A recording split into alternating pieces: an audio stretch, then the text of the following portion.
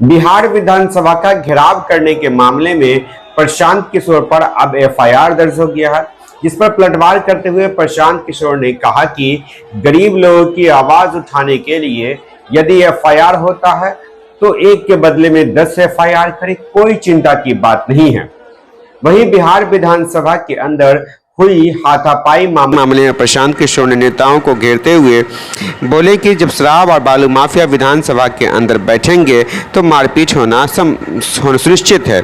विधानसभा में संवाद कैसे होगा, क्योंकि वहां बालू और शराब माफिया बैठे हुए हैं।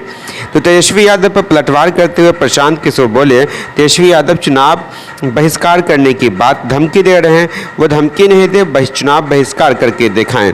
आपको बता दें, जन स्वराज के सूत्रधार प्रशांत किशोर बिहार बदलाव यात्रा के क्रम में सुपौल पहुंचे थे। जनसभा को संबोधित करने वहां पत्रकारों से बातचीत करते हुए उपरोक्त सभी बातें कहीं। सीधे सुनिए प्रशांत किशोर क्या कुछ कह रहे हैं। बिहार में 94 लाख गरीब परिवारों के साथ धोखा हुआ है। नीतीश कुमार ने तेजस्वी यादव के साथ जब सरकार थी तो अपने विधानसभा में खड़ा होकर कहा है कि 94 लाख गरीब परिवारों को बिहार में जातीय जनगणना के बाद उन्होंने ये घोषणा की थी नवंबर 2022 में कि हम लोग हर परिवार को 2 लाख रुपए देंगे।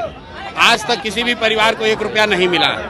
20 वर्ष से कह रहे हैं कि दलित अति पिछड़ा समाज को 3 डिसमिल जमीन घर बनाने के लिए दिया जाएगा। आज तक सिर्फ 1.25 लाख दलित परिवारों को ही ये जमीन मिला है। तो इसलिए अगर और ये जो जमीन के दाखिल खारिज के नाम पर लूट मचा हुआ है, भ्रष्टाचार है, इसके विरोध में हम लोग सरकार से आवाज उठाने गए थे। वहाँ पर एफआईआर हुआ है, उसकी कोई चिंता नहीं है। अगर यहाँ गरीब लोगों की आवाज उठाने के लिए एफआईआर होना है तो 1 के बजाय 10 एफआईआर हो जाए, कोई चिंता की बात नहीं है। विधानसभा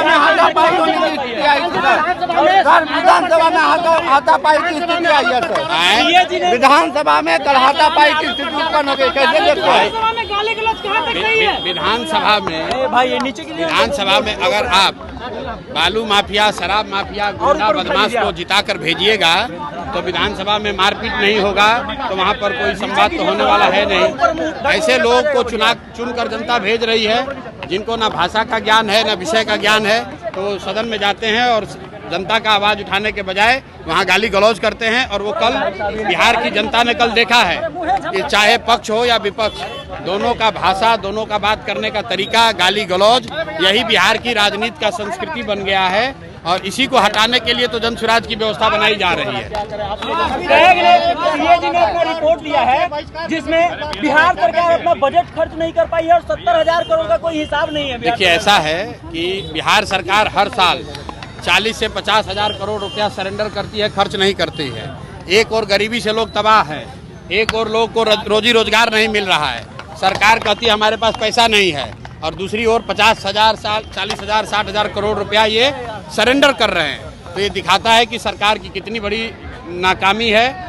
और जो कैग का रिपोर्ट आया है उसको मैंने अभी पढ़ा नहीं है, पढ़ने के बाद ही उस पर कोई टीका टिप्पणी करूंगा। तेजस्वी यादव ने कहा है कि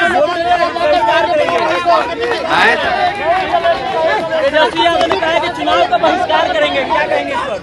भाई, हर लोकतंत्र में सभी दल, लोकतंत्र में नेता और दल अपना विचार रखने के लिए, अपना रास्ता चुनने के लिए स्वतंत्र हैं। अगर उनको लगता है कि उनको बहिष्कार करना चाहिए तो बहिष्कार करें। ये धमकी देने की गिदड़ भभकी क्यों दे रहे हैं? बहिष्कार करें, इसमें कोई बात नहीं है, उनका निर्णय है।